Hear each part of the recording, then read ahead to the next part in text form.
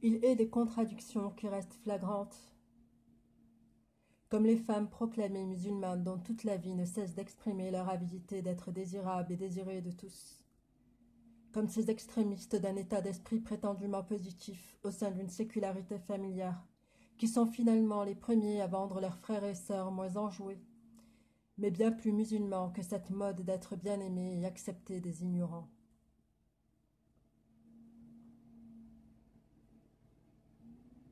À ne pas prendre garde des mélanges vicieux qui s'imposent à nous, à trop faire l'éloge d'une douceur qui en devient si sensuelle que son miel devient douteux pour les abeilles.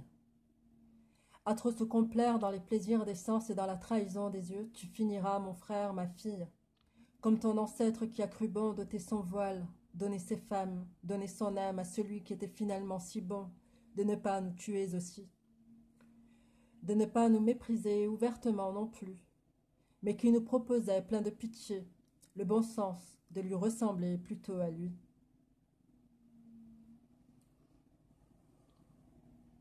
Le dîn n'est pas un jeu de dupes. Toi qui ne portes pas le voile, tu dois le porter. Toi qui le portes légèrement, tu dois mieux l'adopter. Toi qui te rases crinière et te trémousses dans ton costard, tu dois cesser de désirer briller dans l'œil éteint de tes interlocuteurs, passionnés de vanité. Toi qui travailles dur pour plaire aux gens, si dur pour plaire à la majorité, que tôt ou tard, tu te comportes en ennemi du musulman qui, lui, ne veut plaire qu'à Allah. Toi qui bosses si dur et qui ne veux pas affronter en face à face tes contradictions. Toi qui veilles à briller, mais pas à purifier ce qui est en toi-même.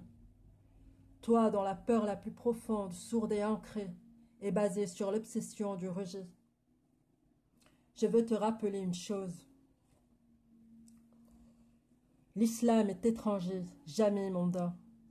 Il est et restera étranger, comme le voyageur solitaire qui soigne et qui aide sur son chemin, comme l'innocent caillassé au détour de ville où l'épreuve a sonné du clocher.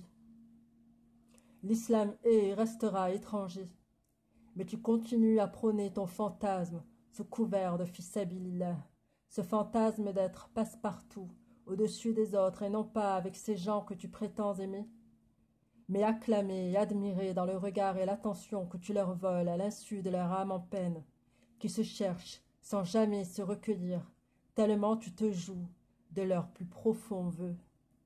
Tu as choisi ton camp, celui de plaire aux gens absolument avec ton infâme fantôme colonial à tes trousses. Eh bien, l'islam a décrété pour nous la station du tawhid, qui met tout le monde à égalité par le rappel incessant d'Allah qui est ce qu'il y a de plus saint et de plus grand, quand ton comportement perpétue la séduction marketisée, qui vole l'homme à la femme, qui vole l'homme et la femme, qui les vole à leur âme, qui vole les enfants à leur fitra. Je ne t'en veux pas parce que tu es aveugle et malade. Tu fais partie de tous ceux qui se sont voilés la face, de ces nègres blanchis qui juraient leur blanchité, de ces rescapés qui juraient la charité de leurs bourreaux, quand par hasard ils étaient épargnés. Je ne t'en veux aucunement, car les circonstances sont plus fortes que ta clarté d'esprit. Mais wallahi, si tu te dis et t'estimes vraiment sincère, tu vas devoir te réveiller et assombrir et purifier ta dégaine marketisée, qui trompe, qui abuse, qui veut plaire d'un côté et de son contraire, qui veut être d'un côté comme de l'autre, et qui veut, pour se sauver, être une face et une autre, selon les circonstances. Bref, voilà. De ton fantôme, de ton délire, de ton ambivalence, j'ai assez parlé. Ô Allah, tu es notre maître. Accorde-nous la victoire sur les groupements infidèles qui sèment la corruption sur la terre.